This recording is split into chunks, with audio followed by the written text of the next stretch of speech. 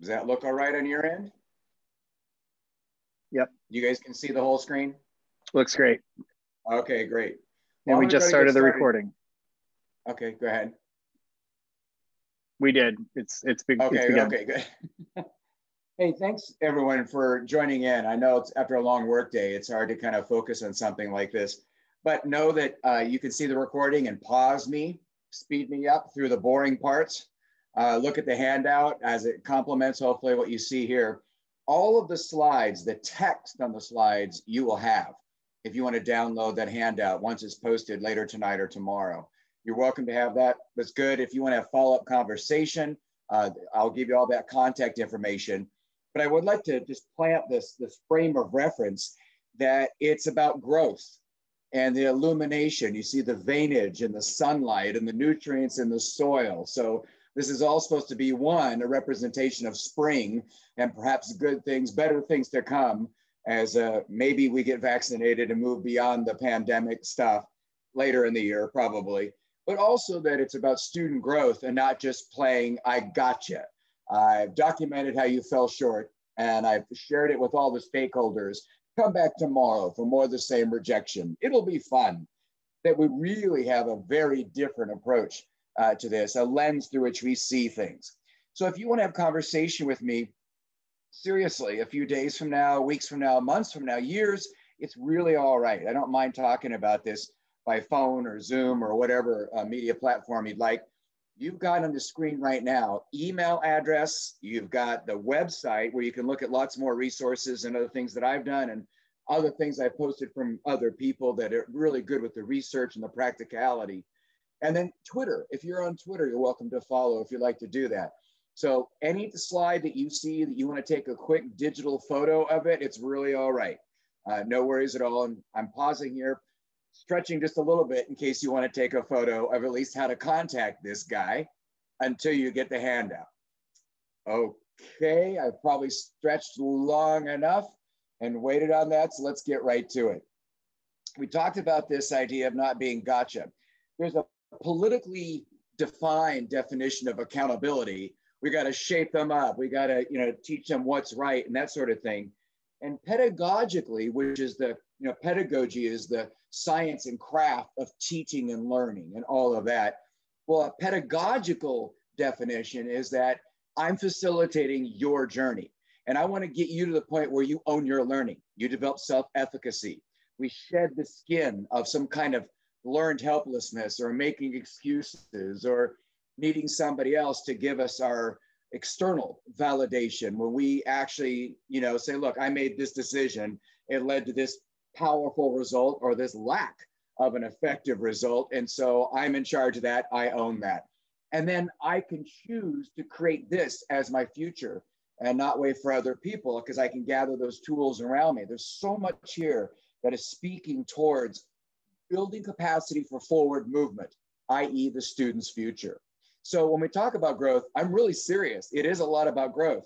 Like you may have seen rubrics come home or scoring guides or, I don't know, a mentor text or an exemplar of something by which the students are going to be eventually evaluated.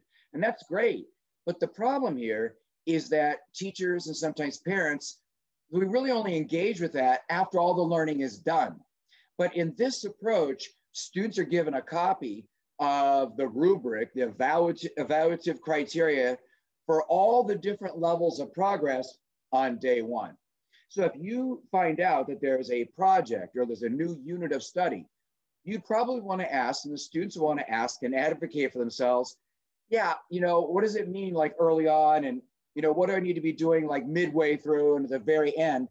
And the student, and of course, mom and dad or any tutor or a mentor that might be helping them could say, look, here's how you go from a 1 to a 2 and a 2 to a 3 and a 3 to a 4, maybe on a 4-point rubric or scoring guide or something along those lines. And then we teach the students to be very good at self-assessment, not needing somebody else to tell them how they're doing. So here's my effort. Here's the example of excellence or the scoring criteria. Here's how my effort matches that and how it differs. And so here's what I need to do to close that gap. This is a huge step forward to students self-monitoring their own learning and having a role in the next steps of instructional design, and really the maturation that comes with that. So we're about self-efficacy, which is developing the skills that I am doing this. I don't need to be dependent on adults for this. Of course, adults do play a role, but they're one resource. But I have the skill set to chase my own learning and find meaning and make connections and stuff. So post-high school, in the university classroom, or military training, or career training, or whatever job they choose, whatever it is, post-high school, they own it and they're not making excuses. For example, you've got 250 freshmen, stadium seating in a large state university, and the professor's a tiny little speck on the stage down below. There are no graduate assistants that are going to provide descriptive feedback, or maybe, you know, teach alternatively if necessary. There might be one midterm, one final, and maybe an online module or something, but the student is his or her or their own advocate. They know, you know what? I know that I need to do like a study session with other brains where we talk about this, because that's one of the ways I best learn. So I'm just going to start it on my own. I'm not going to wait for somebody else. I'm going to take the initiative. But that maturation comes from a lot of the stuff that we're talking about here, this idea of growth. So one of the biggest concepts to get across is that teachers and parents and administrators, everybody involved, needs to see all assessment of students as data, not judgment, not an indictment of any sort, but it's basically data, so we can provide feedback to see where you are, inform kind of the next steps, and really help with that instructional design. Oh, well, right now, a lot of classes are set up where every time they're given feedback or they do an assessment, like homework is a form of assessment. It's just a bit more informal. Classwork is an assessment. Observation is an assessment. Assessment is whatever you do to gather data so you can do those two things. But a lot of the kids see it as judgment. Oh, my homework is scored. It gets a grade. Oh, just my interaction class discussion. Oh, gets a grade. That's judgment and evaluation. And this is a very different approach. It's not that. So Doug Reeves, whose research and writing is just fantastic, and he's become a friend over the years. He one time made an analogy about 35 years ago, in fact, in my school district, which is here in Fairfax County in Northern Virginia, right outside of Washington, D.C. And it changed our thinking that our assessments should be physical exams. Here is your current status regarding this goal. And here's what we're going to do to improve that or maintain it or whatever it is, not an autopsy. And I realized after hearing him say that all those years ago, that there are plenty of times as a teacher where I was returning things. And I know looking at my own children's teachers, when they were returning things, it came across as, here's how you're dying. Here's how you died. And that's not cool. That's not what we're about. We're about their continued growth, not just to document how they fall short and say, stinks to be you, we're moving on. There's so much more. So as we go through this, a reminder that we in sports don't usually grade people. We don't judge them as football players, soccer players, swimmers, field hockey, whatever it might be. We don't judge them on their proficiency with the game based on how they run their drills during the week. We look at the game footage. You know, we analyze the game.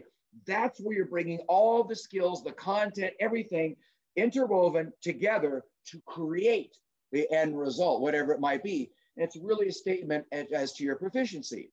But even the game on the weekend, or the Friday night game, if it's football or whatever it might be, or the basketball game, whatever it might be, even then we look at that and we go back and go, all right, now how do I need to advise you how to improve things for the next game? So almost everything is formative. And formative means it's ongoing. It's during the coming to know part. And in the world of assessment and grading, as I work with my colleagues around the world, we kind of see everything as formative until it's not. In other words, we're working with you. And if we come to like this big final unit test on a particular area of study, and we can give you some coaching, some feedback, where you could actually improve, take the feedback and improve your learning and then achieve something higher even beyond that, we kind of feel like there's a professional ethical duty to give it a go, to run with it, because we are advocates, not adversaries at each turn. And that turns out to be very, very healthy. So one of the ways we think about it is like this.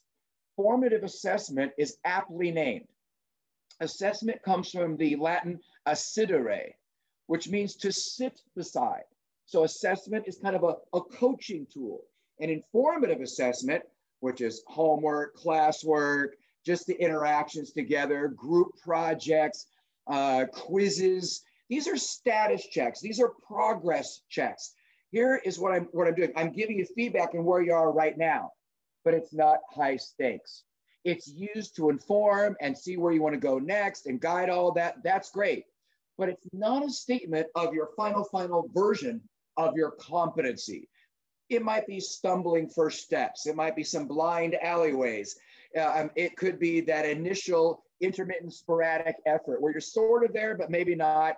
You get some adjustment and you get a little bit better, which, by the way, is the way every single profession creates competent individuals in the field. They don't just do something once and suddenly, boom, they're at certified level of performance. But summative assessment, summative literally means post-learning. After all instruction is done, that's what summative means, after the experience is done. Oh, so to call it summative assessment when really there's no more learning to be had is probably inappropriately named. So we say summative judgment. This is the final declaration of all you are. There is no more. But as I mentioned before, we have said this, teacher, if you think things could be improved through some coaching, through some critique and then revising in light of critique, go for it. And anything that was originally declared to be summative can be turned into a formative, because we are in the learning cycle. You're working with students, the morphing insecure individuals who may or may not have any proclivity, talents and skills associated with a certain career. Everybody's learning the same thing on the exact same day, at the exact same time, in the exact same way. Some kids will be better than others, stronger than others as they go through it. So we really are about, hey, we teach so that you learn, not that we say you learn by that one date or there's no hope. So one of the things just to get across is that assessments aren't really formative or summative. They're used that way. And the way you really distinguish this, and again, you can ask teachers, is this formative or is it summative? Is this, when do they use it during the learning, during that unit of study? Do they use it in the middle as the child is coming to know?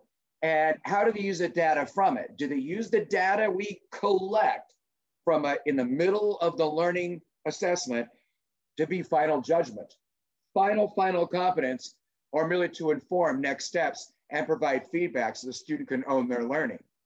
Oh, so maybe the way of framing that, is it diagnostic? Are we just diagnosing like a physical exam, right? Or is it final judgment? There's no more. And that's a huge difference in terms of ego being invoked and feeling defensive, or always thinking about, I'm comparing, I'm worried about my status with others, or really, am I learning the stuff? Oh, well, in my Virginia Tech undergraduate and graduate work, again, Virginia Tech, so it was an engineering school, architectural school, veterinary school. But in my case, most of my roommates were architects and engineers. And they always did this thing called redlining. And redlining is not, kind of a redrawing and quite often racist redrawing of political boundaries for some kind of gain. This is redlining where you do the schematics for the machine, the tower, the bridge, the building, and a graduate assistant or architectural partner of some sort will take a red pencil and outline where something's not up to code, or something like this machine strut, what can't handle the torque from the pressure plate, whatever it might be. So there's an outline there. And what you literally do is go back to your drafting table, go back to the drawing board, and you have to redo your schematic until it can just be signed off as, yes, this is cool, and there's no redlining. That is a form of low stakes feedback. So at any point during the learning moment, we don't want to invoke defensiveness. I have to defend myself. I feel threatened by this. We want to invoke, Feedback is seen as knowledge, as data, as information, not judgment. And now it's a safe place to wrestle, to push myself without having to protect my status. I'm the student who always gets it right. I'm the student who always gets an A, or this might affect my status. This is a completely safe place. So what I've told teachers is that you can't really count classwork and homework in the final grade. You can grade it as a completion grade. But the question then becomes, are you going to allow something, the report of one thing, to conflate with the report of something else, thereby knowingly distorting the truth of each one individually? So for example, I've had so many students come to my courses over the years where last year's teacher, they assessed the student who achieved about 75, 80% in terms of mastery. That's it. That's all they knew. But the remaining 20% to get 100% or an A, a perfect A, was based on things not indicative of evidence of mastery. What? Yeah, they tutored young children. They brought in canned food for the canned food drive. They had a nice, neat notebook. They completed some homework stuff, but that wasn't demonstrative of final proficiency evidence. So their grade was padded, right? And now the grade is an A, but really it's like a C. And in my school district, a 75 is a D. So like, wow, that's uncomfortable. So now if I make a decision based on being an A student when really they're a C student, it would be a bad decision. I don't want to give any student a false sense of competence. It's just not going to help them. That will set them up for humiliation later when the professors think they can do it and they think they can do it and mom and dad think they can do it. Well, about 3 or 4 years ago, California announced as a part of a larger study that 50% of all high school students statewide, I don't know what it is individually for San Ramon area, I apologize for that, but 50%, about half the students have to retake high school courses in college because the grades are false reports. The teachers were doing things that were not really accurately reporting evidence of learning. It was padded with other things that were not indicators of final performance, and thereby is questionable integrity. And what I'm doing with the teachers and what I did is I talked about what are the things that lead to grades being accurate. You can make decisions based on them because they're legit, or the things that totally remove that and it's willy-nilly. Many of you might have heard it's not an urban, rural, or suburban legend. This happens all the time in a lot of schools. And yes, I've seen them in California and I've also seen them here in Virginia. And we're trying to get past that. You may have experienced this as a parent or as a student yourself. A student can learn this amount, and that's an A or a 4.0 to some teacher in this particular building. But that same amount of learning, exact same amount, was never vetted and calibrated teacher to teacher to teacher. So that same amount is only a B or a C.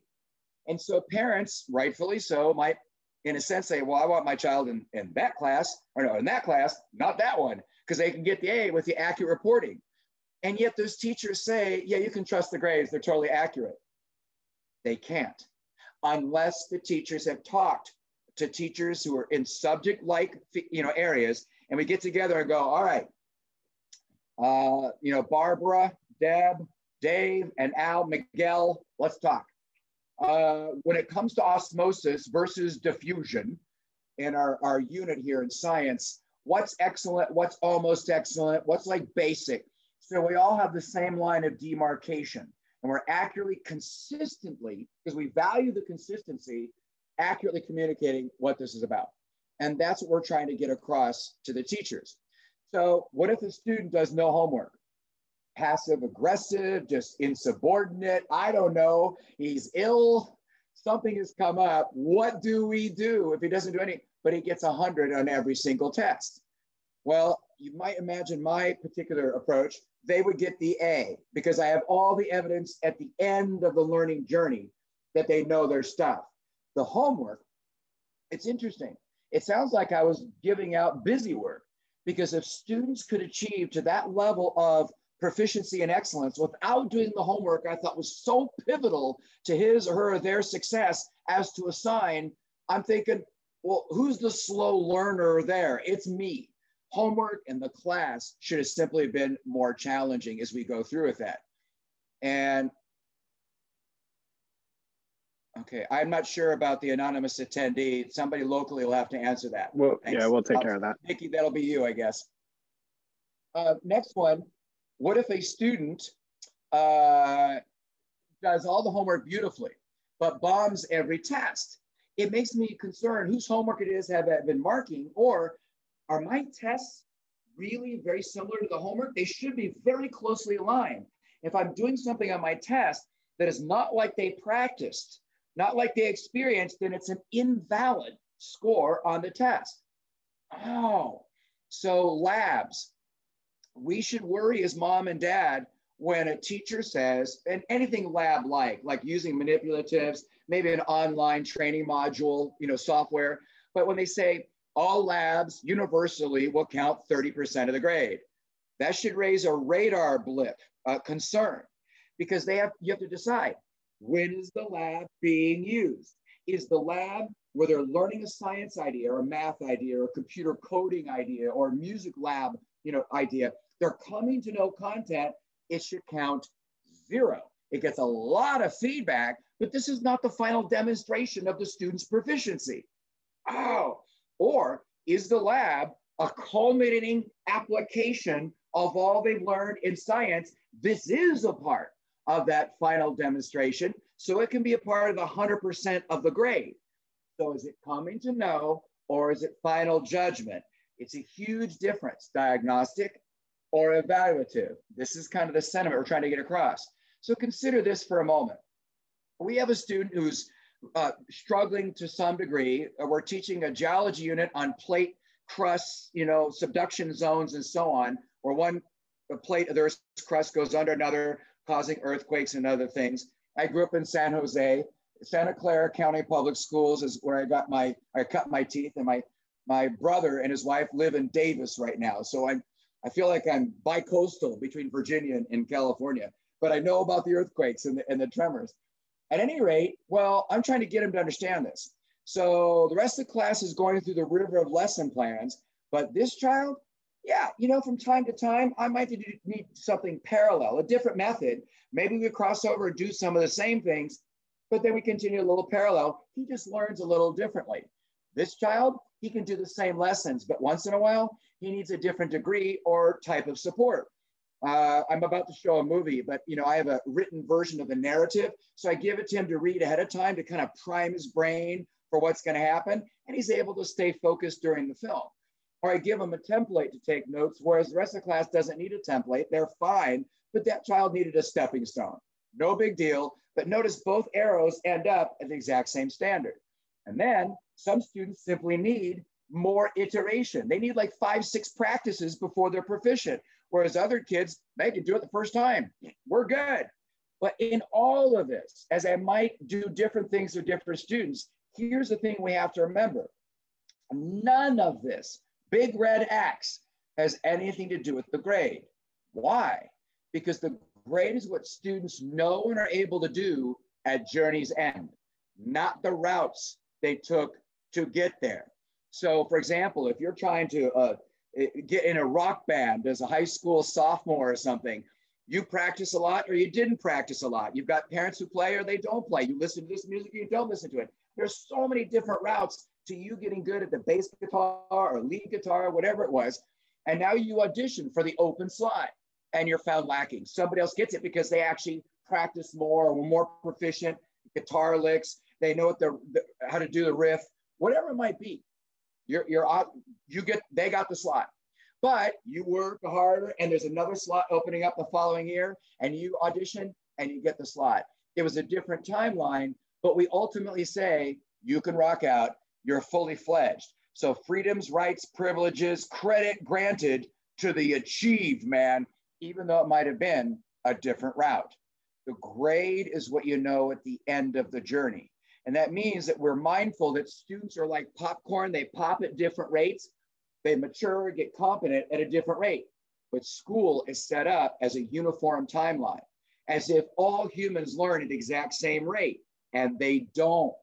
They really don't. From the world of cognitive science, students learn all over the place. So I told teachers, and I will share this with you, that the grade book is beyond just the one marking period. If somebody needed a few extra weeks to learn it, who cares? Our goal is they learn it in this, this 1 year.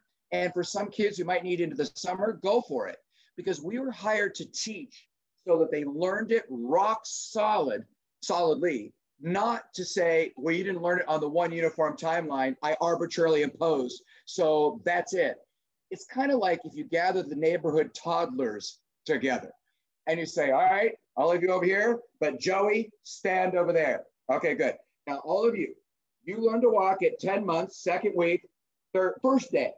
Joey, it took you another 2 weeks. So you're a non-walker. We'll have to sign you up for Uber and Lyft if they come this far out. The rest of you, you're walkers. You get all the privileges and freedoms that come with walking. This is absurd.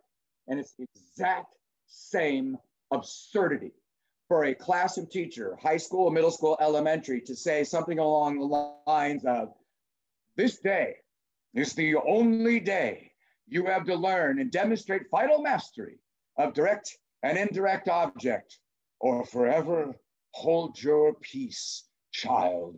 There is no more. Yeah, no, I'm there to make sure, hey, you didn't learn it the one day. What are we going to do to make sure you learn it? You didn't learn that way. What are we going to do to make sure you learn it? I'm a highly accomplished professional educator. I should have a large repertoire, a large bag of tricks, so to speak, to make sure students, by golly, learn this, and they learn it to the maximum level, not just some barely promotional benchmark minimum as we get through that. So let's think about this from the parent perspective. What's really cool for me right now is I'm excited to share this with you because I'm coming at this as both parent and practitioner. My own children went through a school district that did this stuff. So I'm giving you some testimony here that this really, really does work. You get more information than you ever thought or you ever could with more antiquated grading systems and assessment systems. So let's take a look.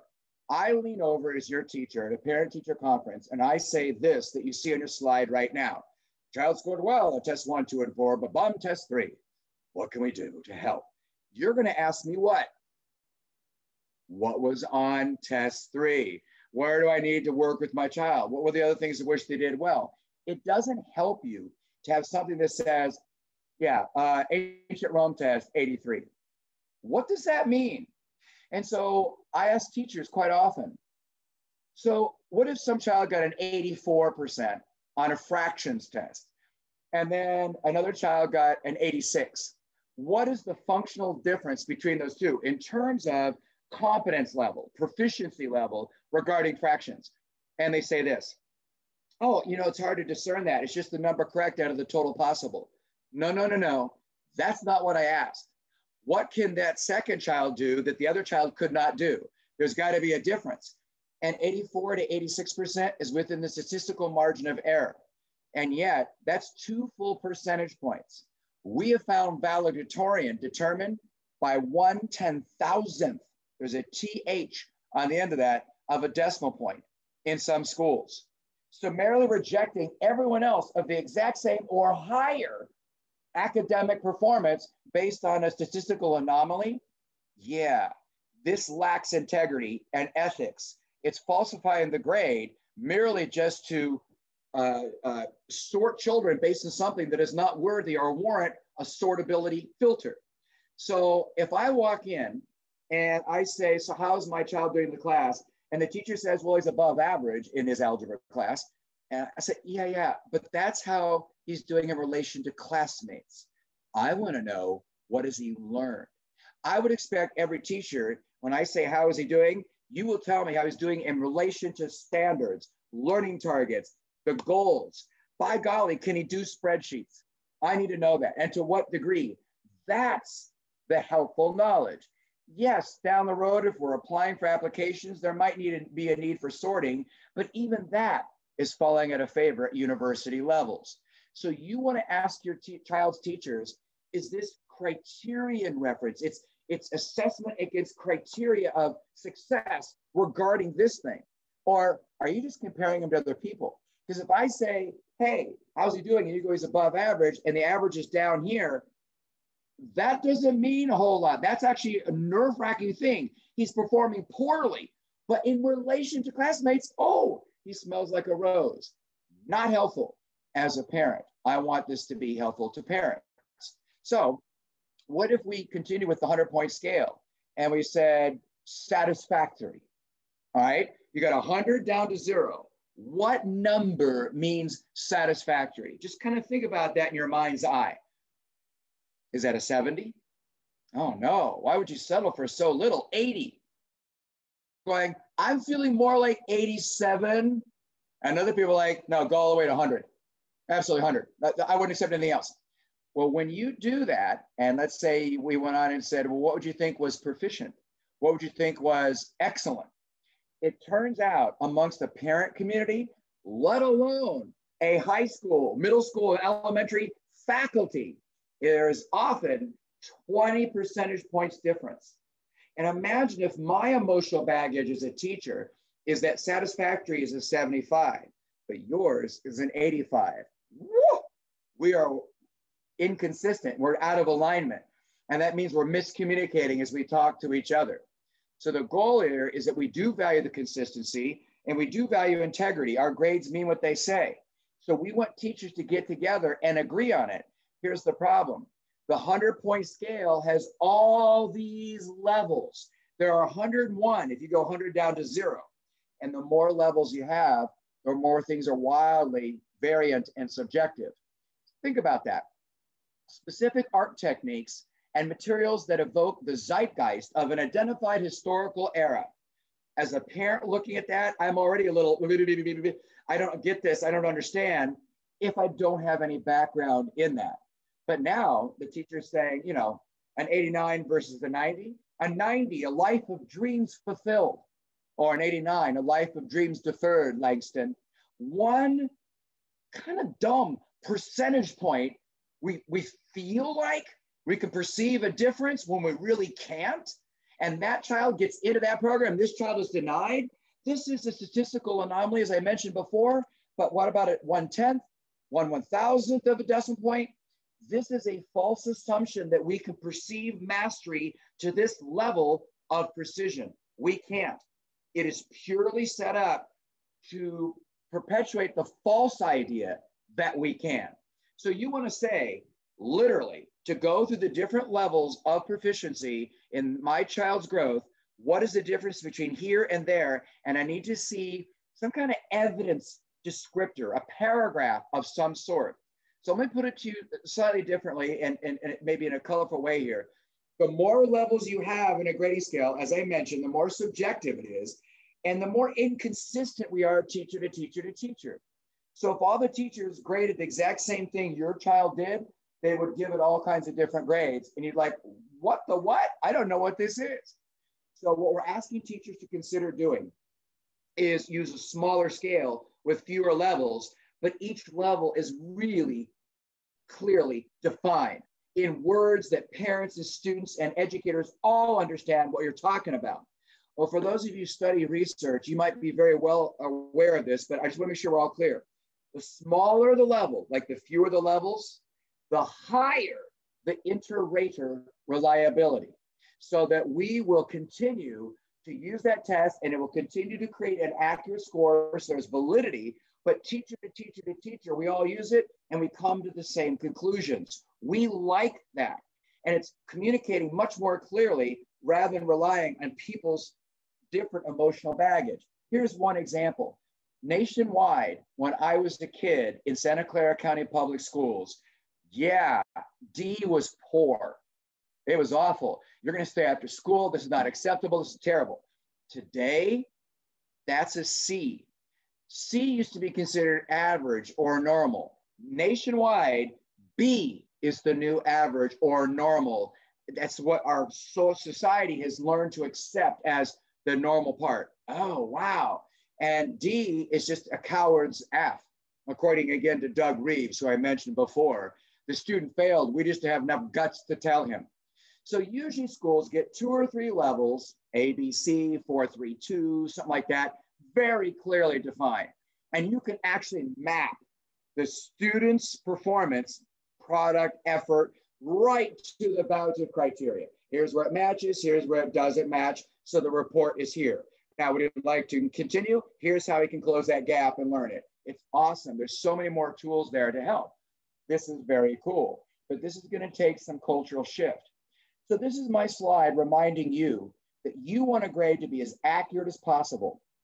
You know the exact degree to which the child understands the dual nature of light as both particle and wave, or why proper nouns should be capitalized, or where do you put a comma in a divided quote, or the role of the mantissa in a logarithm. This is huge. You want accurate communication, but anything that would pollute the waters, we want teachers to stop. You can't do it because we have integrity, as I mentioned before. So what does that mean? Well, the report of dolphins does not include the report of porpoises or mackerel or tuna or salmon. So take a look over here on the right. I have read every single math standard, including for the state of California. And I've done it with 5 other topics, but let's just stick with math. Kindergarten through 12th grade, there is not one state that in their curriculum says has a nice, neat math notebook. So I'm telling teachers this, and I'm saying, you have no ethical right to knowingly distort the accuracy of a grade by including completes a notebook in math or maintains a learning log in math, because that's not a math principle.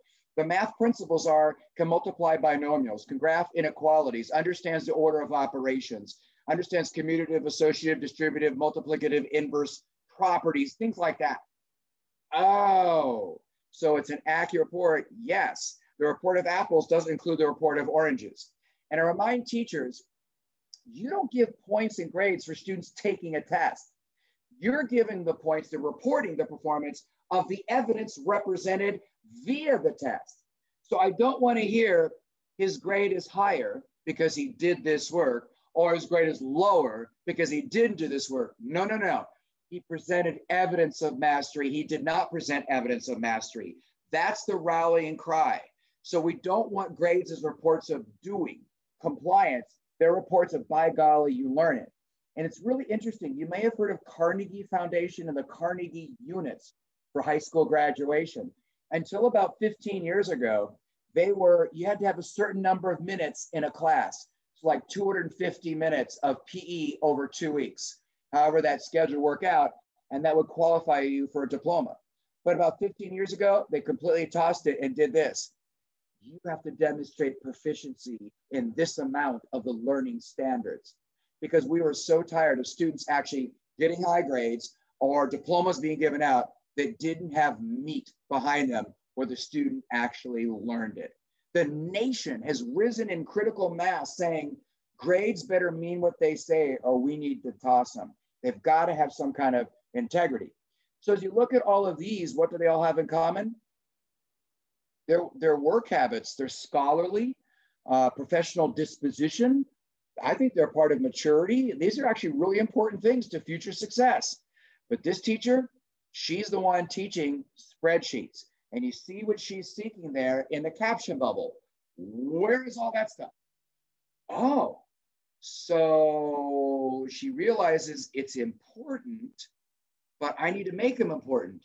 But they're not a part of what the grade is supposed to be reporting, because the grade reports against the standards, identified in the course description for that grade level and that topic.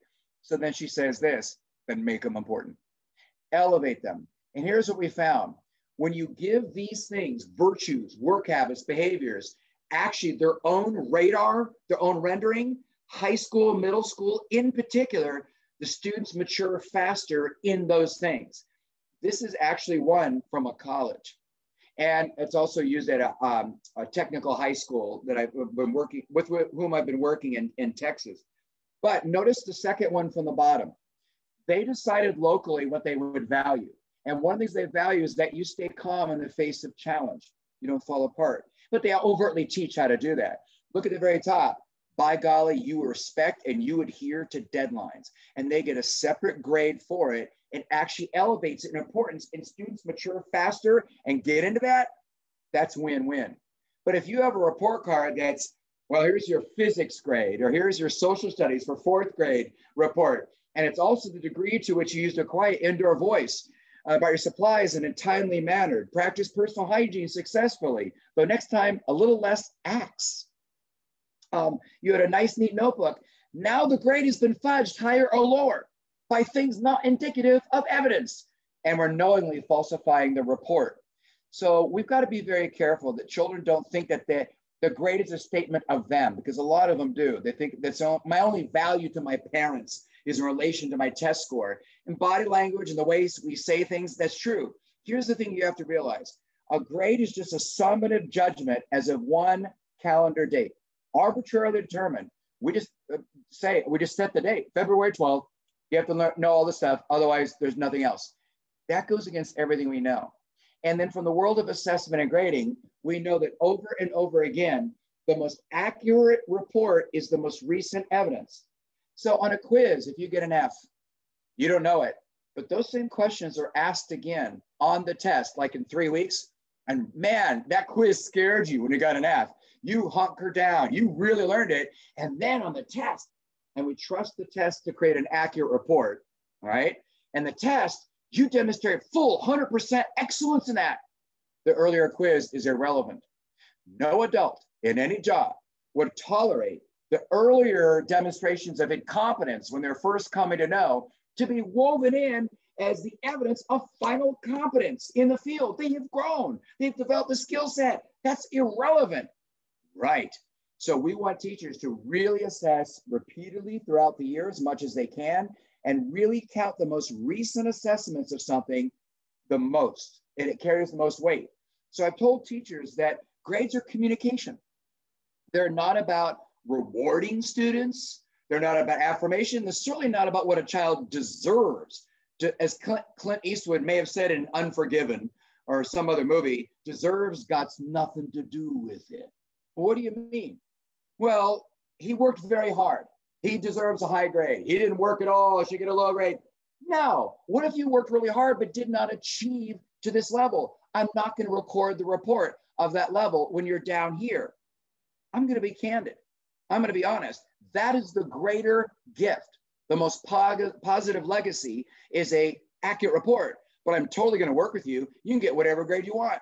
You can do redos and retakes in this approach for full credit, because the goal is that you learn it by golly, but you might do it on a different timeline, and you might have to do dual curriculum as you're learning the new stuff plus the previous stuff. Man, you could learn responsibility so much better that way. We're going to disaggregate. We're going to limit the amount of curriculum per symbol, so the assessments are more revelatory. If I taught all this stuff and all I did was write B on the report card, you have no idea how your child is doing. So think about that. Student A, woohoo, yeah, got a 70 as an average there for all those 5 things. But student B, C, and D, they all tell a totally different profile. And as a teacher, as a parent, we should respond very differently to these students. But what if we did the average? Well, the average of each of them is 70, and that would be masking things. So we want to disaggregate out. We're running a little short of time, so I'm just going to advance a little bit more. Time is no longer immutable. It's a variable. Nobody knows ahead of time how long it takes anyone to learn anything, but schools are predicated on that notion as if we did. According to this physicist in a TED Talk, you're welcome to look up. I know it looks young, but it's a TED Talk. He's very, very good. He's a physicist. And he talks about that. So am I going to limit you to this 1 week of learning or demonstrating mastery? No. I'm going to make sure you learn it. And then I'm going to put previous curriculum and subsequent tests to see that you carried it forward. I will trust, but verify. And if you don't know it from months ago, I'll let you go back and totally learn it until you can learn it at a satisfactory level again. I can't do that with all the standards, but I can do that with the most leveraging of standards. I'm going to be criterion reference, not norm reference. We already discussed that. You've got some slides here on what are teachers thinking about when it comes to mastery. Take a look at this one quote, have a smile.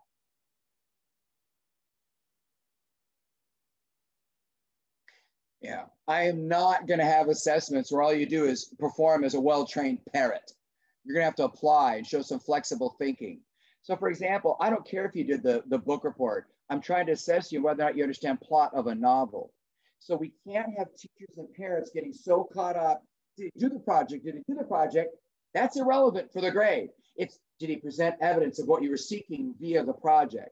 Because literally the standard is, does projects. That's not what we're teaching. Oh, it's a different way of looking at it. Yes, did he she use a color printer? That's great. But what am I really assessing? Interprets the data correctly. Oh, now if I have a separate standard on does scholarly presentation style, very professional looking, that's great. But there's a grade for that, and there's a grade for can you interpret data. I can't conflate the report of one with the report of the other, because it could distort the truth. So these are just ideas on what is mastery. And again, we're running short of time.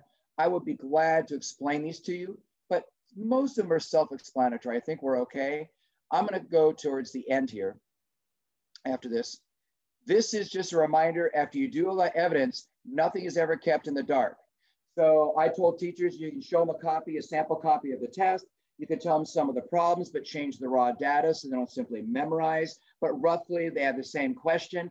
If a student comes home and goes, I don't know how to do this, I don't know what's going to be on the test, again, we need to sit down and find out if the teacher had already given that information. The student was just selectively listening, because this is an overt, completely transparent thing.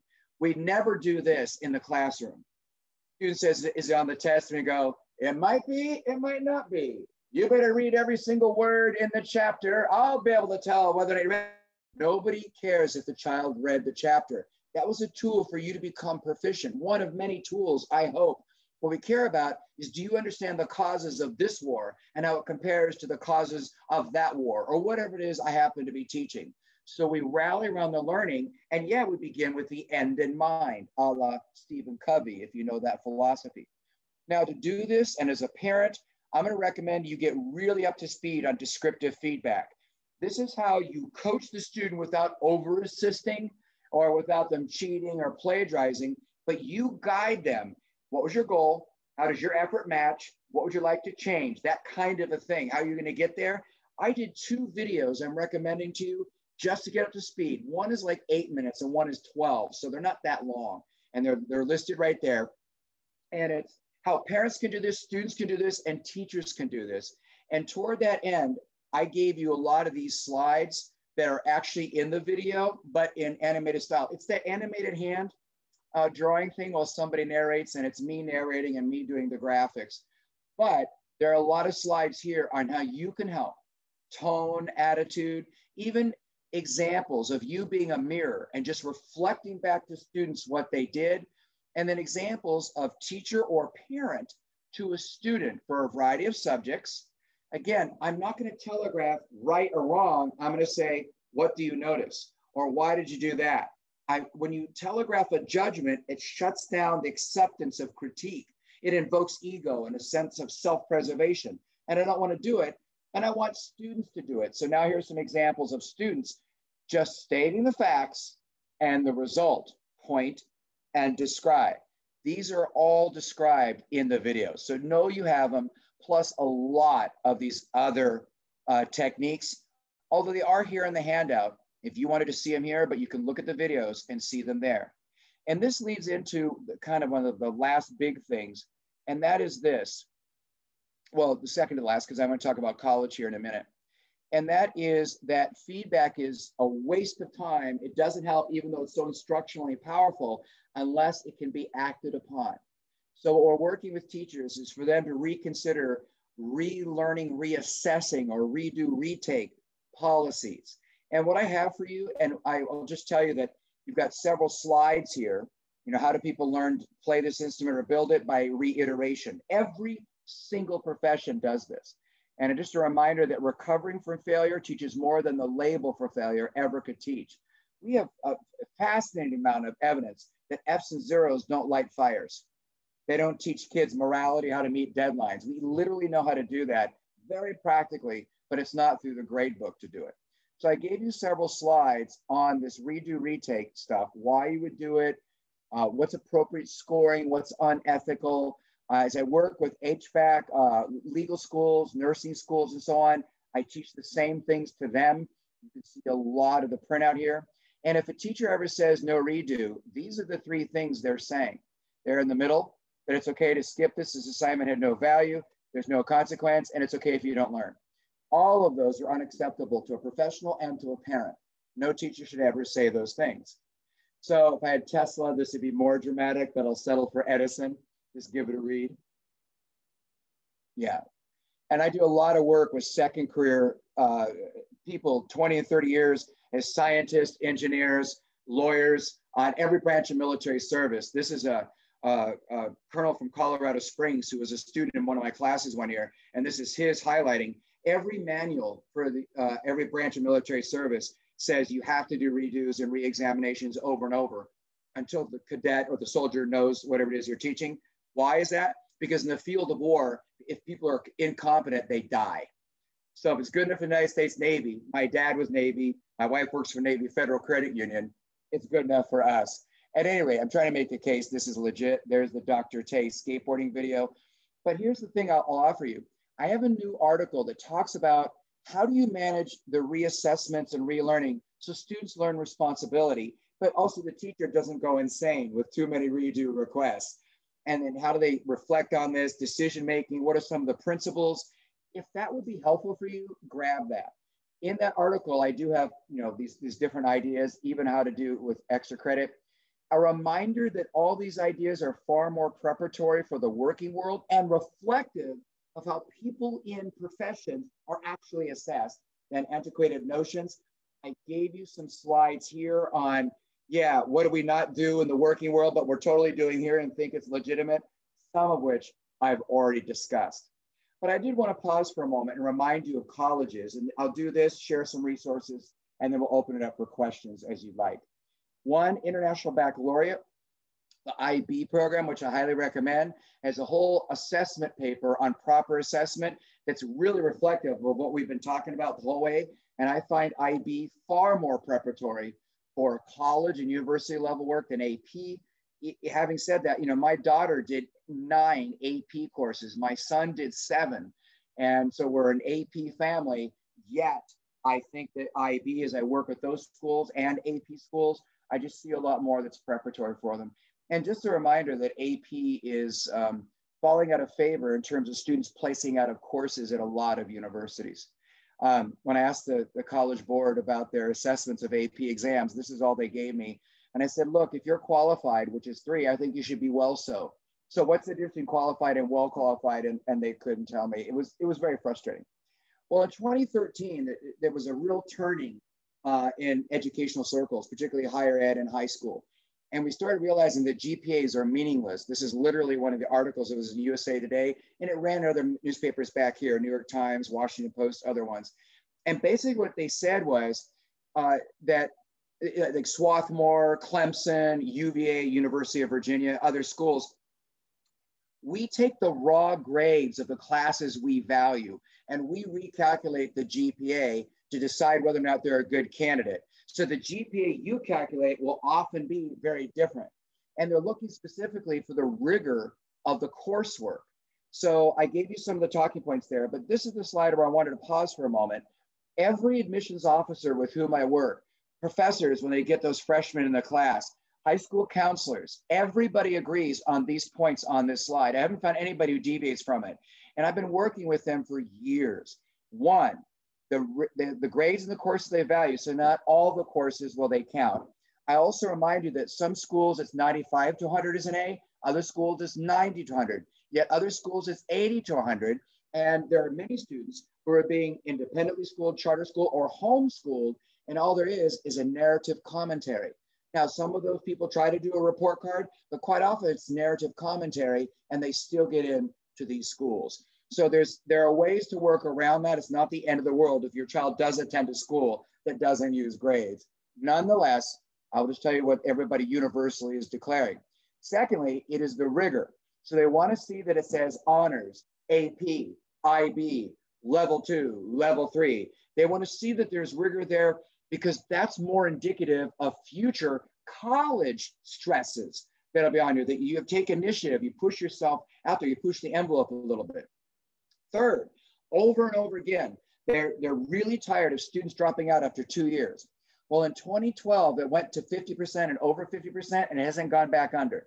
This is the number of people who start 4- and 5-year undergraduate programs and actually drop out within the first 2 years. It is so frustrating to vet you, deny others, and then go back through the rigmarole again. They want to see you stay all the way through. Ultimately, people who stay through tend to be more loyal to the universities. There's alumni money. I mean, there's a lot of things at play there as we go through it, right? So They want to see proof of stick-to-itiveness, tenacity, how you confront adversity and see your way through over and over again. They want to see that more than just a fluke. And then significant participation, not a superficial high school vita or resume. So you participated deeply in 4 or 5 activities over the 4 years, not 17. And you may spent 1 year in that, 1 year in that, 1 year in that. No, you were in the marching band all 4 years or at least 3 years. You played in that sport or did that club or that extracurricular activity for 3 years and rose to leadership positions. They want to see the deep dive, sticking with it. That's like the level above. That's kind of one of the places they seek evidence. And then they were very honest with me as I'm exploring this, and they'll say this in almost every how to get your kid into college research book as well. They want to see how your student kind of stands out a little bit. For example, their GPA is here, and you have one that's almost there, but it's a single parent family. There were 4 younger siblings than you. And in that family, the mom or the dad, whoever it was, or the uncle, whatever it was working like 4 jobs until late at night. So you would go home since 5th grade, all the way through your high school year, and you would do dinner, baths, keep the house from burning to the ground. You would do homework. You would take care of them. And later on, when you could drive them to sporting things. You were like that surrogate mom or dad, and yet you also maintained a B+. Yeah, it's not an A, but you maintained a B+ average. They're going to take you. You're a go-getter. You really want this. I had a student one time who raised $50,000 or more every single year in one weekend for juvenile diabetes. You see a mention of him down below. That's extraordinary. You speak 4 languages. That's extraordinary. Something just a little bit different from you. Your family takes off for 2 months every year, 3 months maybe, and just does Habitat for Humanity or something. That's extraordinary. They do like to see things like that. So I will also tell you right now, every admissions officer I'm talking to is really getting kind of fried. They're fatigued by how am I dealing with COVID, unless it's a really unusual story. You know, the pandemic, the loss of normalcy. You really want to have a different take on that if you're doing some of the essays. It's just something that keeps coming across as a theme. At any rate, everywhere I go, I share these 5. Every counselor agrees, and all the admissions officers say, yeah, that's kind of what we're looking at here. Then I wanted you to consider that class rank is falling out of favor. It's not the big predictor that you think it is. And a lot of schools are not doing class rank, but if the university requires it, they calculate one mathematically, just so the student, there's no prejudice against the student as a candidate. SAT and ACT are optional at most universities in the United States, and some universities like the UC system have outright said we're not going to count that this year or maybe next year or permanently. A lot more universities are looking at that. Then I just want to remind you just below this, from affluent, well-off families, we have found that about 20 to 40%, and the last thing I saw was 38%, all right? We have students who are the star quarterback, the star jazz saxophone player, the star in the school musical, whatever it is, and straight A's or higher than that. They're in a fetal position. They're stressed out. They never really learned how to cope with what if I'm a small fish in a very large pond rather than this big fish here. And they were coasting through the studies without really being challenged. And so there is the word they use is tsunami, rise, not just because of COVID. This was pre-COVID, and it's only been exacerbated by COVID and the loss of normalcy. A tsunami rise in anxiety, panic disorders, and depression. And I do training on that, and I'd be glad to send you slides or to talk more about it. But if not, really seriously consider, if you've got a student who's just boffo, wonderful in all grades, check out the mental health. There might be something there. You just want to make sure they're okay. Because what's happening is they get to college and they just let go of all that. And they're no longer themselves because they feel like they have to live up to this status and they're not doing that. And it's competition and they never develop those coping strategies. So I thought this might be curious. MIT is one of many universities that are no longer doing grades for the freshman courses. They say this, go to class because you're interested. Stop chasing points. Your GPA will start your sophomore year. During the freshman year, it's pass fail. Oh, by the way, if you don't go to class and learn that material, you won't do very well your sophomore year. So you need to go to class. You can't just sleep through your freshman year. They're so frustrated by the kids just doing things for grades and not You're an adult now, you're out from underneath your parents' roof. Learn independence, learn how to be the mature studier and scholar that you are. We don't need you. And of course, MIT, incredibly competitive, incredible scholars. Well, I have found more and more universities have a school within the larger university system, or the whole university system is moving this way. This might be something to consider. And then Drake University in Iowa does standards-based grading just wonderfully well. And Oregon, Reed College in Oregon, got rid of all grades all 4 years. And all they do is get descriptive feedback. And then they did a study. Do our students not get into graduate school? Do they not get the same degrees or doctorates or awards? And there was no falling off. Chicken Little, the sky didn't fall. So I'm talking about making grades have integrity, not getting rid of them, but really living up to the promise. If you would like more research, more information on all of this stuff, I would love to help you. These two websites are the best, most user-friendly websites for anybody, including people in the field, parents, grandparents, news reporters, doesn't matter. Take a look at Matt Townsley, that's the top one, and Tom Guskey. They continuously update with articles. They've written articles, they compile from other resources all together. And it's where a lot of us kind of cut our teeth on evidence-based, standards-based grading that has integrity and is equitable and accurate. Then these are the training books. And if I were you and you were curious, go to Amazon or some kind of search engine, Barnes & Noble, whatever you want, an independent bookstore, and look at the table of contents and see if that's something of interest for you, because a lot of them have a few things that are helpful to parents, not just for the teacher in the classroom, if you want to help your child at home. So these are just lots of great. This one on the left is the research for the past 100 years on grading. What can we conclude and what can we not conclude? If you're, the one on the left here is actually really cool. It's every single motivational theory we've ever heard and what does it look like practically applied. So I like that book. If you're worried about motivation, you might want to consider Teaching Kids to Thrive. Yes, it's appropriate K-12.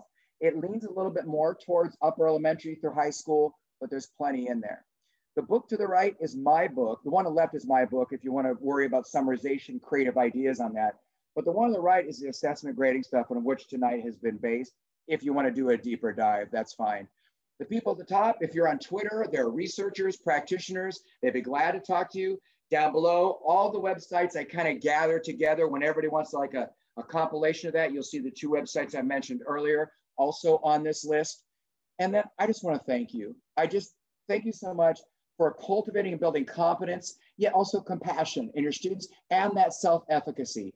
This is the courageous stuff, because it really is a courageous moment that you brave 5 minutes longer, you're lasting, you're showing tenacity on which futures are made. So thank you so much for doing that. Let me close up and turn it back over to Christopher. Thank you, Chris. Thank you, Rick. That was great. Thank you so much, everybody, for joining us. We have some time left, and I know we had a lot of great questions last week. I haven't seen too many in the Q&A this week, but I wanted to invite you just to kind of go ahead and start throwing questions into the Q&A, which should be found at the bottom of your screen. And we have a little bit of time just for some questions and answers about grading and about some of the things Rick's been talking about. I know Nikki talked a lot about the same points, made some of the kind of introduced these points really well, and Rick really went into detail and gave us some great context for all of it. Yeah, so I hope I didn't repeat we're really much, excited Nikki. about the work. No, not at all.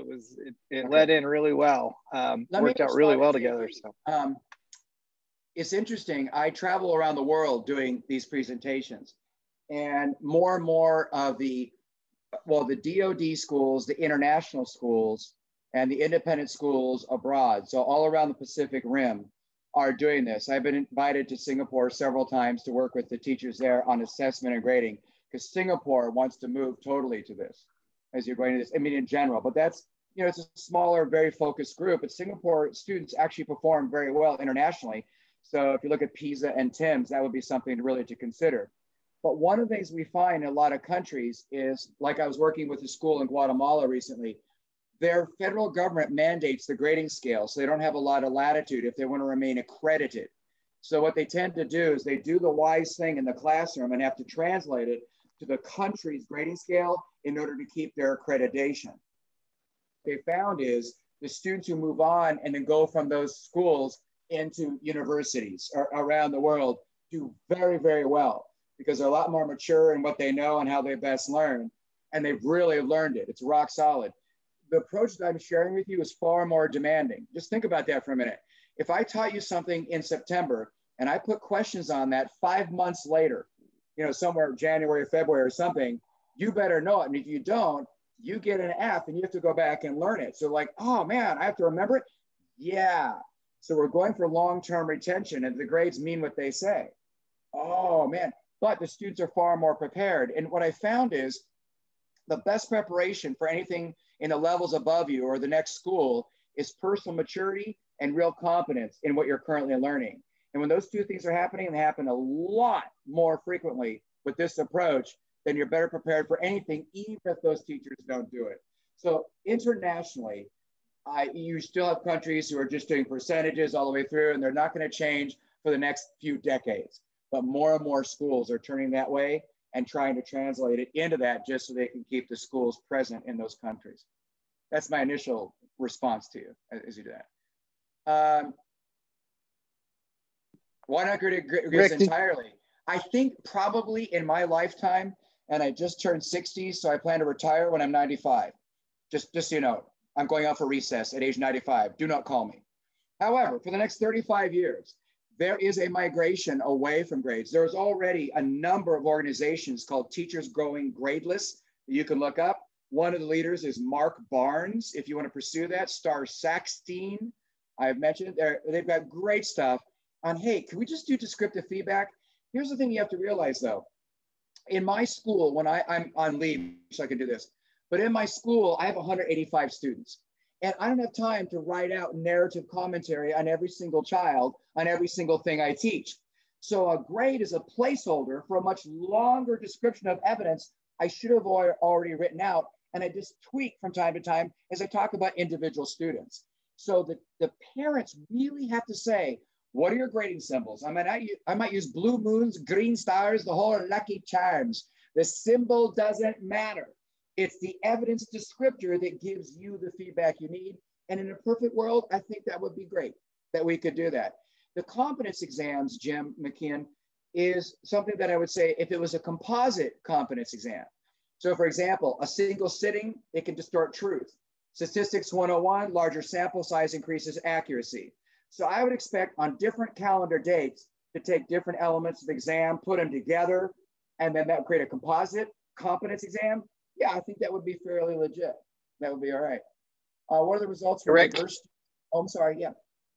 I just wanted to, there was a question that was asked during the presentation. I've known some teachers to try redos, retakes of assessment, but they gave up after determining it was taking too much additional time for them. How do we address that? Yeah, I was very hesitant, loath to do it, but we found out some ways to streamline that. And the article does list those ways. For example, you can bank a test if it's done in segments. They only redo the subsegments, the subsections in which they did poorly. To be really honest, and I went through all this with the teachers, the article fleshes it out. So the teachers, I think, have been sent that, but if not, we'll get it to them because the article just came out last week. But it's the relearning that it takes way more time than the reassessment. A reassessment could be an interview back at the teacher desk. Okay, answer this, solve this, do that, and asking follow-up questions. And I kind of take notes, and there's the re-exam. Of course, it could be other very traditional formats, absolutely. But it's the relearning, and a lot of that is on the student's shoulders. And I provide lots and lots of suggestions on how to do that. So I've given them practical tips.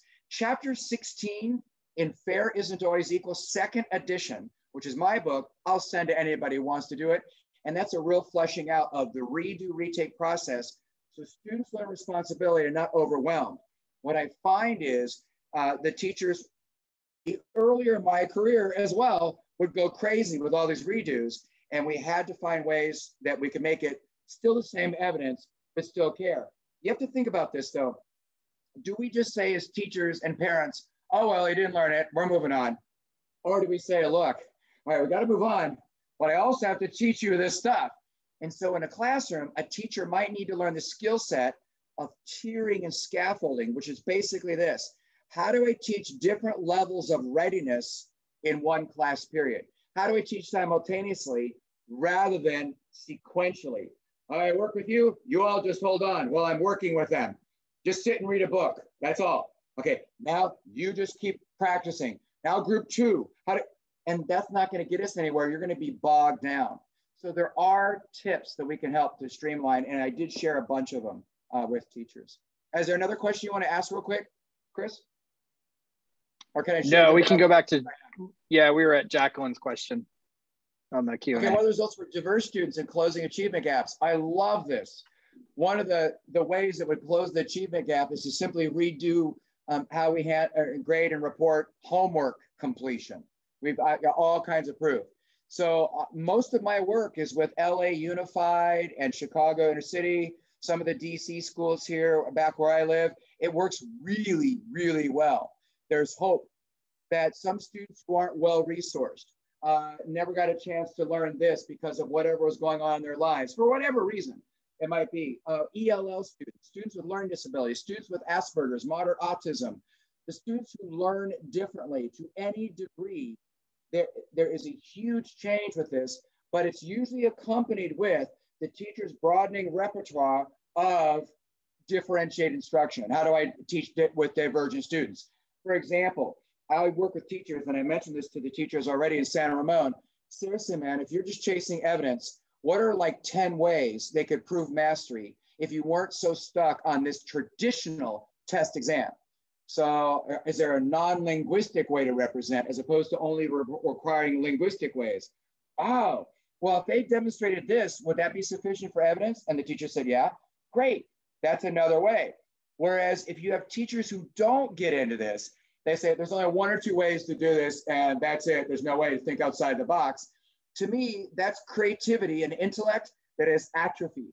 And we need to kind of cultivate that and reignite that so people can think divergently. So now the student who learns differently has every hope in the world to actually get a 4.0 on what's going on. Here's another example. If you don't read on grade level and there's a bunch of word problems in a math test, right? That's a test of reading comprehension way more than it is of math. So what I'm gonna do is I'm gonna say, look, I'll teach you how to read in grade level. We're really gonna focus on that because you need to learn to read in grade level. But right here, right now, I'm testing your understanding of decimals, fractions, or something more advanced, integrals, functions, cosines, whatever. So now, let's make sure you understand what the problem is asking. Talk to me. I'm gonna go back and forth. I don't say anything. Really, I just short sentences to make sure they understand what the question's asking. And then I say, great, I feel like you understand what the story is telling here, this word problem. So go employ the math that you have mastered in the service of resolving that challenge. And they go for it. They're great. And they get it. But I didn't let lack of reading get in the way of an accurate portrayal of math.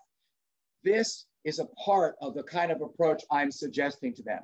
Now, eventually they will read on grade level because of whatever training we do, and I won't need to do that. I'm weaning them off. The constant reminder is this: moving students from dependence to independence. Oscar Wilde said it really well, I should say. Oh my gosh, speaking with gooder English. Ready, here we go. He said, the goal of any teacher is to put himself out of a job. That's my goal, is to become kind of a waste of time because students have developed that self-efficacy.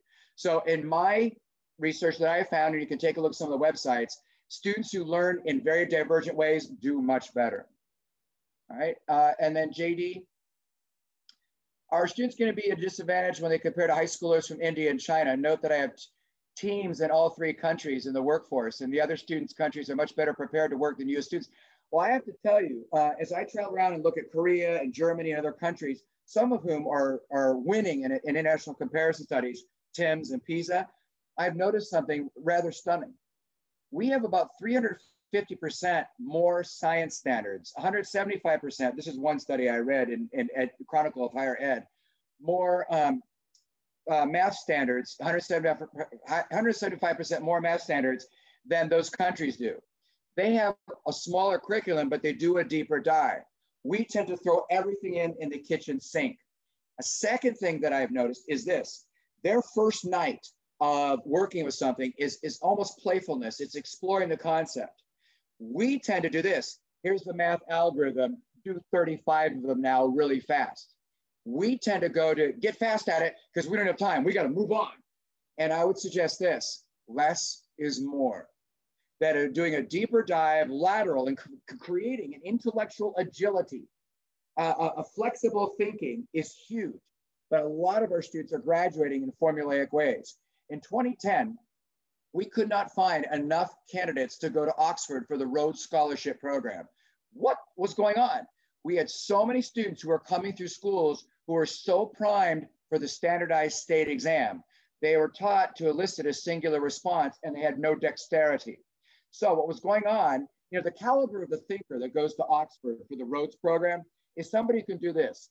They can analyze this political conflict and how it's successfully resolved in this part of the world and extrapolate insight, tips, wisdom from that and move it over and try to employ it in the successful resolution of this other conflict in another part of the world. That dexterity eluded them.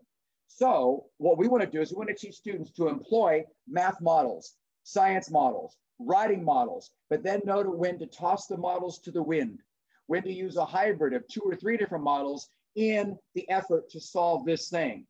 That's dexterity. We don't teach the 5-paragraph essay and that's it. We teach them how many paragraphs it should be and under what situations. If you're changing your writing for a different role, different audience, different purpose, how would you change the writing to meet that need? That's dexterity, but so many states are doing like timed writings. So the teachers are teaching just how do you do a timed writing, which is not really an assessment of writing at all. It's assessment of how you do with high stakes testing compared to other students and how they do with high stakes testing. No writer I know would ever tolerate that kind of assessment environment. It's really not even the writing process as we do that. But I'm telling you that I have found that they're much more prepared because they've legitimately learned the material and learned how to take initiative, do task analysis, meet deadlines, work beyond whatever the hours are of the day. I will also tell you though that today's students will probably have 12 to 13 and sometimes 14 different jobs before they finally retire, that they're not sticking around. Millennials and younger are not sticking with loyalty to certain organizations. And we do need to do something up there about retaining high quality employees. And there's a lot more we could talk about that, but that's my initial response, JD. If you want to talk more, I'm happy to talk. I will also tell you this, I get invited to China a lot, Guangzhou primarily, and Beijing, and then Japan, Thailand, Singapore, quite often. And I find, and Yang Zhao, who's a huge researcher on this, comparing China. So if you want to type in ZHAO, that's the Zhao, Yang, Y-O-N-G, I believe is the way he pronounces it or spells it. He's written a lot of books on that, on you know, comparison China schools and our schools and so on. And I agree with him. What I found is China and some of these other Pacific Rim countries are abandoning the very things that our schools are moving towards because we want to make them more like a stereotype of China, that, you know, they're always preparing for these multiple exams and doing these things and it's lockstep. I'll also tell you that when I work with different provinces, I say, where are the students who are special needs or learn differently? And they are very honest with me. They say, oh, they don't attend our school. They bring our scores down. They're out in this other province. We send them there because we don't look bad. And that's a problem. I also get invited in to train them on divergent thinking, innovation, and creativity because they want to be able to do that a lot more too. And they've made great strides. So I'm very impressed with what they're doing, but they're borrowing a lot from what we do. Finland is one of the most, you know, successful, the students are most successful in the world. And about 90% of all the things that they do, they freely write. And you can look at Pasi Sahlberg and some of his research, and Tim Walker is another one. About 90% of their ideas come from the United States. They just have the political fortitude to follow through and do it. We tend to do something and scrap it and move on with it. And that's unfortunately. I do have, and certainly parents are welcome to look at it, on how do you motivate kids if there are no grades. You can do grades, I mean, that's fine, but it's the feedback that's more motivating really, and all kinds of other things that you do. When people say, oh, I'm using my grades as a way to motivate, to me, they're not studying how we motivate adolescents, young adolescents and children. And so they're overly dependent on the grade book, fear or lure, kind of coercive efforts. And we literally know how to motivate kids, but it's not the grade. Not one research article, I guarantee it, I'll put my whole reputation on it, says use grades to motivate them to get their homework done. That might be an initial thing, you know, to get up because you're trying to get them on task. But I just want to remind you, there's a difference between being motivated and engaged and being on task. Motivation comes from within. So basically, there's lots of things we can do to create motivation, but a motivation has to come from the student. So we can get you compliant in the short run, but after a while, rewards, punishments, all that, carrot and stick, it becomes ineffective. It's particularly what's interesting with cognitive stuff, which is a heck of a lot of school. You might be very interested in the research reported by Dan Pink in his wonderful book, Drive. Get the second edition or later. He talks a heck of a lot about autonomy, mastery, and purpose. And then there's another theory called self-determination theory. And that's what the book is based on. And there's a lot of elements of what I'm sharing with teachers from that theory presented. So this is actually far more engaging and motivational. You might be going, oh my gosh, you know, if the homework counts 0, they won't do it. And I'm saying you'll have a few wiseacres who try to get away with that for a while, and then it turns around. You don't have the big flood of not doing homework that you might normally have. IB is portfolio assessment. It works over time, and it's far more integrating so many different subjects. It still uses primary resource documents. Yes, AP's got DBQs, document-based questions, and so on for a lot of different sources. It's AP prides itself on being a college course, but taught to 15, 16, 17, and 18-year-olds. So it's got to be that collegiate level. IB doesn't do it. IB is very scholarly, and it brings in an entire larger spectrum of the student's full development as a contributing human to the citizenry of Earth. A lot more international focus and looking at themes that are the things while being very specific with the content. And the level of, and the styles, the myriad of styles of scholarly research and projects in the IB program when compared with AP, to me are far more preparatory for what students actually encounter at most universities. Now, when I talk with most university professors, they say, yeah, you can tell the IB students versus the AP students. And the IB students are just more independent. They think with a greater dexterity rather than, I just got to study this stuff so I can make this one answer and get this one right. That is really in alignment with that person's thinking rather than kind of thinking on their own.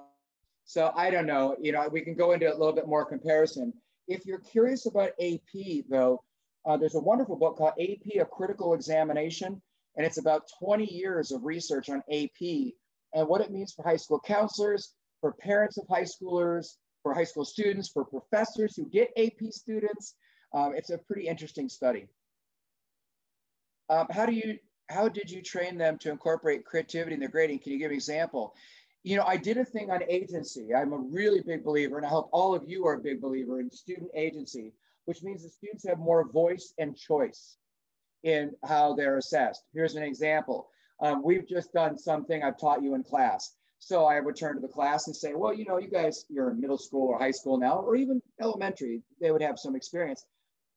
Of all the homework assignments you've done in your past, or maybe just a new one you invent right here and right now, I'd like you to give me about 8 or 9 possibilities for your homework tonight, the way you're going to practice this, interact with it tonight. And the student brainstorm with the teacher, and there's like 8 or 9. And then the teacher looks at them and determines 3, because 8 or 9, too many choices. Looks at 3, circles them and says, these 3 create the most substantive interaction. I think you'll get a lot out of it. Choose one of those 3. Now in the grade book, I don't write down page 10, 1 through 26, because that's me emphasizing compliance and not the learning. So what I would say is practice dividing decimals April 7th. And I'm like, oh, so now whatever way they go, and you know, to be really honest, if you've ever coached a sport, you know what I'm talking about.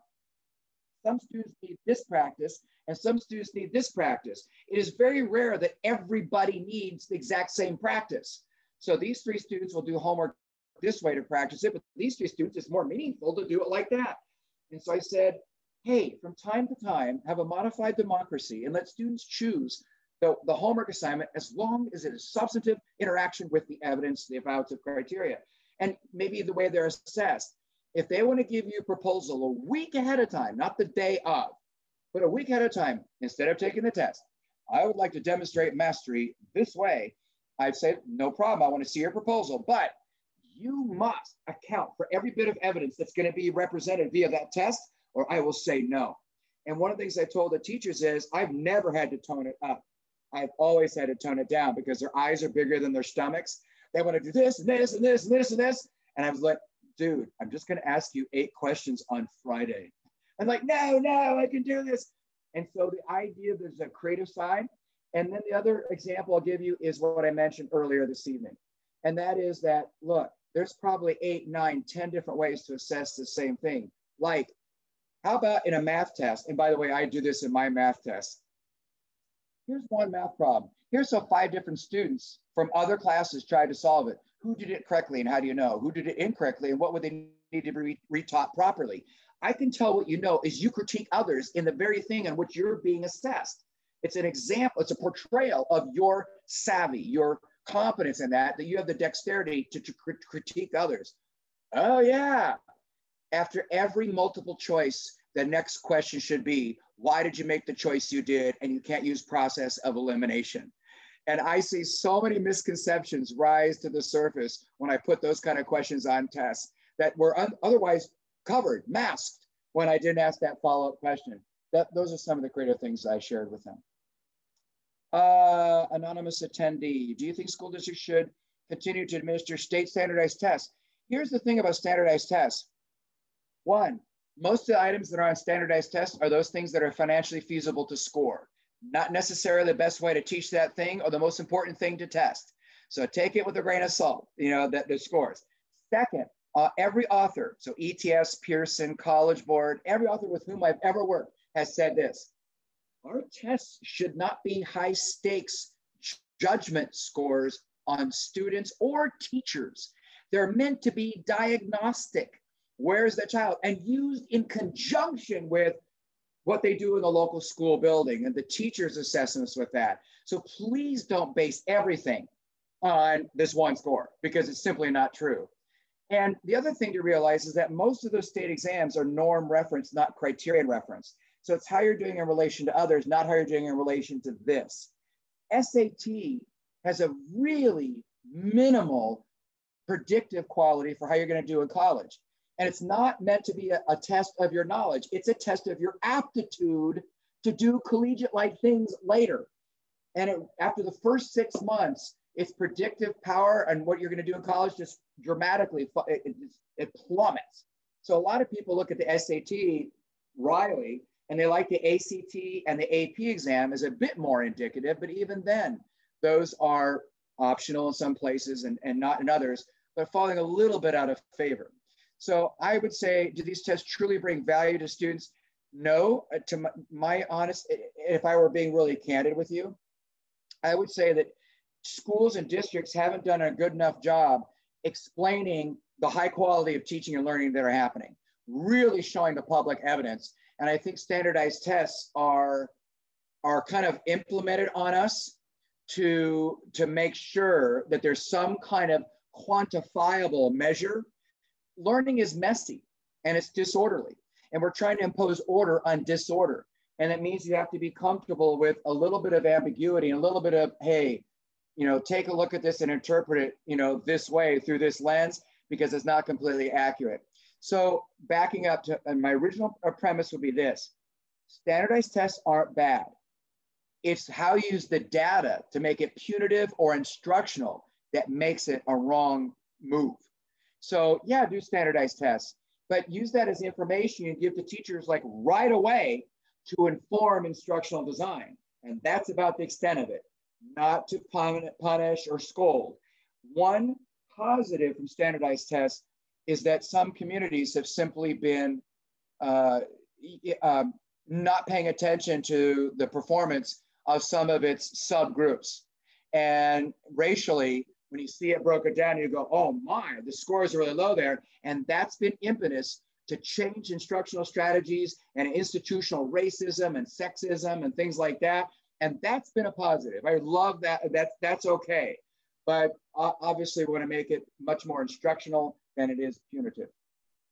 So real quick, that's the last question. I wanted to add on to the anonymous question about CAST and FastReg, and just kind of draw a distinction for our district that we adopted FastBridge kind of as part of this movement as a universal screening tool, so that FastBridge was specifically formative data that is taken throughout the year, that we have formative data.